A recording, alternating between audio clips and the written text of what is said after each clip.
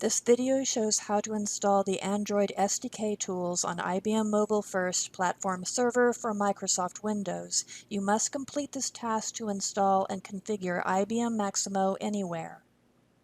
Open a browser and navigate to the System Requirements page for Maximo Anywhere.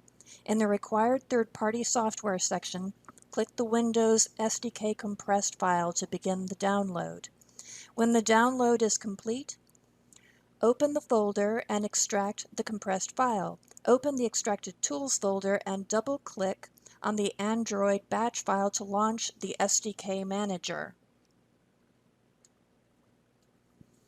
Ensure that both Android SDK Build Tools 2201 and Android 6.0, which is the API 23, are selected.